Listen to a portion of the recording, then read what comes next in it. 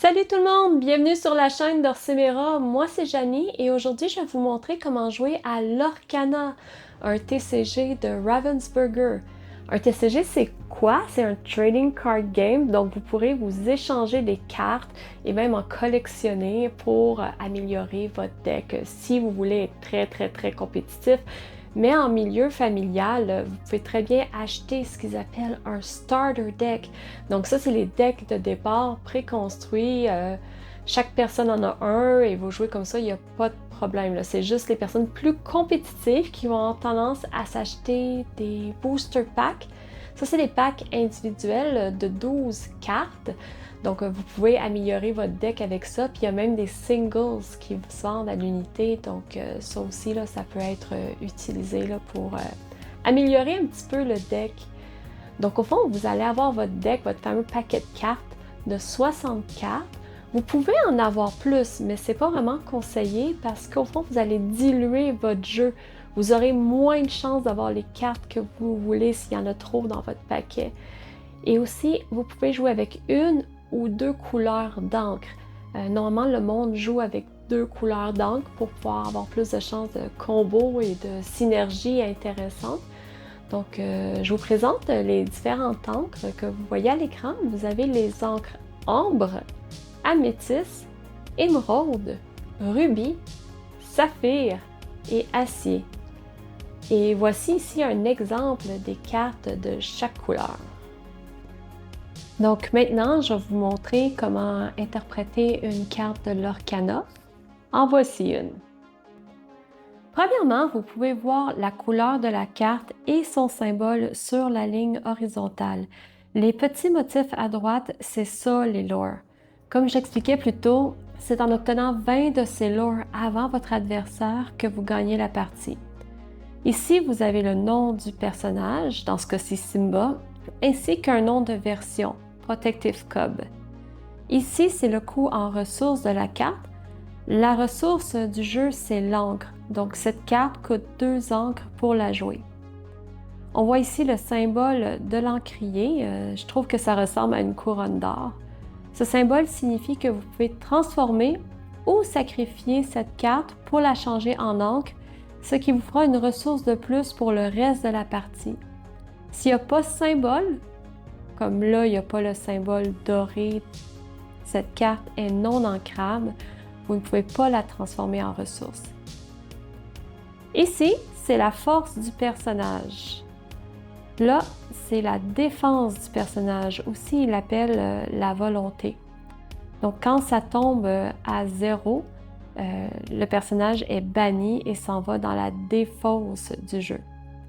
Ensuite, il y a une petite zone de classification avec des termes qui pourront servir lorsque vous voudrez faire des combos avec d'autres cartes.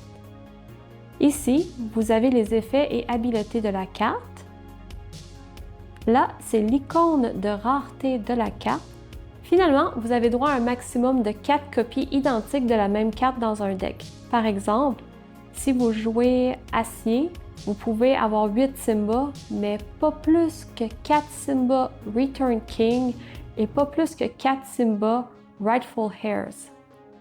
Puis si vous choisissez de jouer les encres Acier et Ambre, vous pouvez mettre aussi 4 Simba Protective Cub, car on l'aime le petit Simba. Il y a également des cartes d'items où on peut voir la couleur, le coût, si elle est en crabe ou non et l'effet. Lorsqu'ils sont joués, les items sont actifs immédiatement. Il y a également les cartes d'action. Celles-ci ont un effet immédiat et s'en vont directement dans la fosse après. Donc voici en gros à quoi ressemble une carte de l'Orcana. Mise en place du jeu. Chaque joueur a besoin de son propre deck. Vous vous assurez d'avoir votre tracker, compteur de points à 0. Vous placez vos jetons de dommages sur le côté avec votre tracker. Vous choisissez aléatoirement qui décide de commencer ou pas. Là, on utilise un dé. Vous mélangez votre paquet. Normalement, à chaque fois qu'on brasse son paquet, votre adversaire a le droit de le couper s'il veut. Ensuite, vous prenez 7 cartes sur le dessus de la pioche. C'est votre main de départ. Vous pouvez choisir les cartes que vous gardez. Les cartes que vous ne voulez pas garder, vous les remettez en dessous du paquet. Vous reprenez ensuite le même nombre de cartes que ce que vous avez mis en dessous. Ensuite, vous mélangez le paquet, votre adversaire fait de même et vous êtes prêt à jouer. Le premier joueur ne pige pas de cartes au premier tour de jeu. Un tour de jeu. Quand c'est votre tour, vous pouvez faire toutes les actions suivantes. Déposer une carte ancrable qui a le symbole doré dans votre encrier.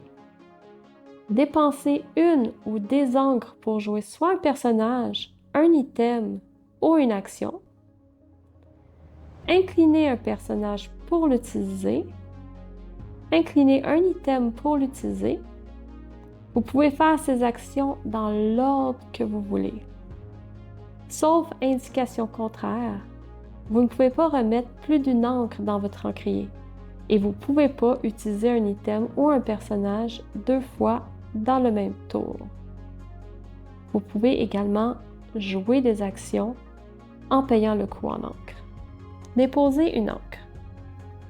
Vous prenez une carte ancrable qui a le symbole doré.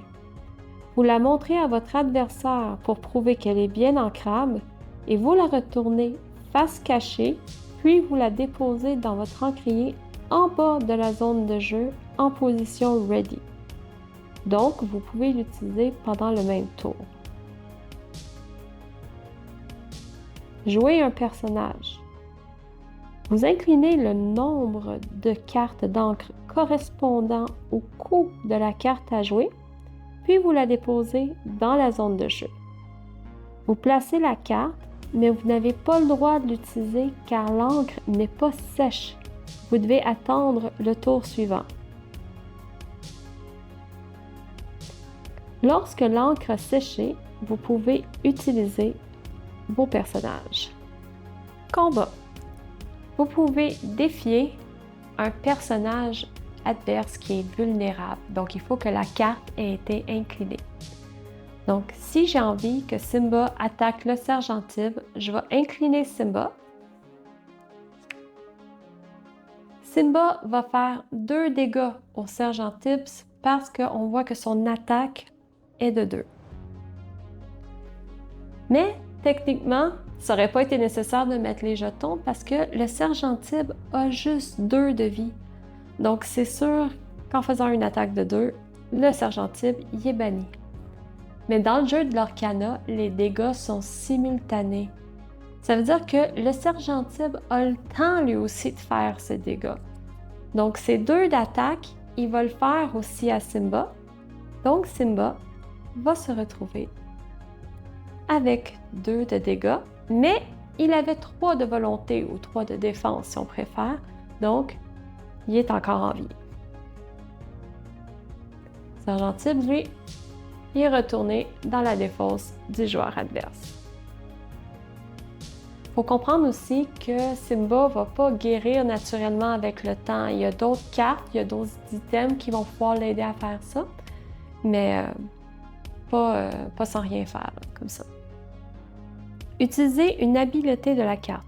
Lorsque vous voyez ce symbole, vous pouvez incliner la carte pour effectuer celle-ci. Chanson. Vous pouvez utiliser un personnage pour chanter une chanson au lieu de payer son coût en encre. Par exemple, si vous jouez A Whole New World, la chanson coûte normalement 5 encres. Mais vous pouvez à la place utiliser un personnage en jeu dont le coût est au minimum 5 encres pour la chanter. Si vous le faites, inclinez le personnage, partir à l'aventure ou aller en quête. Pour avoir les fameux lore ou points de victoire, inclinez la carte et obtenez les lore inscrits. À noter que vous pouvez, sauf indication contraire, incliner vos cartes qu'une seule fois par tour. Il faut y réfléchir car en inclinant votre carte, vous le rendez vulnérable, votre personnage, là, il devient vulnérable aux attaques adverses. Dans votre tour, vous pouvez aussi jouer et utiliser un item. L'encre n'a pas besoin de sécher pour les items. Même chose pour les actions. Donc au fond, vous payez le coût, puis vous pouvez jouer l'action ou l'item. L'item va rester toujours sur votre jeu, tandis que l'action, ça se fait une fois, puis ça s'en va dans la défausse. Quand vous avez fait toutes vos actions, c'est à votre adversaire à jouer. Et ainsi de suite jusqu'à ce qu'un d'entre vous obtienne 20 lore et gagne la partie. Bon, ok, il y en a du stock, mais c'est ça en général les règles de base de l'Orcana. Je voulais pas trop en mettre pour charger tout ça, mais il faut comprendre qu'il y a des subtilités. Par exemple, si un personnage a le trait evasive ou insaisissable en français, ben c'est sûr que il faut que le personnage adverse ait aussi ce trait-là pour pouvoir l'attaquer. Mais il y a zéro stress à avoir avec ça parce que la description complète est indiquée sur chacune des cartes. Donc tout est expliqué, donc vous n'aurez aucun problème là, à jouer si vous ne connaissez pas par cœur là, tous les termes. Je vais mettre en description le lien vers le site de l'Orcana si jamais vous voulez avoir plus d'informations. Puis aussi, je vous encourage fortement à télécharger l'application Disney l'Orcana TCG Companion parce que la collection complète, là, toutes les cartes là, sont indiquées dans cette application-là. Puis il y a aussi ce qu'ils appellent un lore tracker, donc un compteur de lore que vous pouvez utiliser là, pour faire un suivi là, de vos points de victoire. Je vous remercie beaucoup pour avoir regardé cette vidéo-là. Tout ça, c'est une nouvelle chaîne. Donc, abonnez-vous là, si vous voulez être au courant des prochaines vidéos là, à arriver. Il y a déjà des vidéos d'unboxing que vous pouvez voir. Puis bientôt, je vais rajouter aussi des vidéos de parties que je vais jouer. Donc, merci encore, puis passez une bonne journée. Bye bye!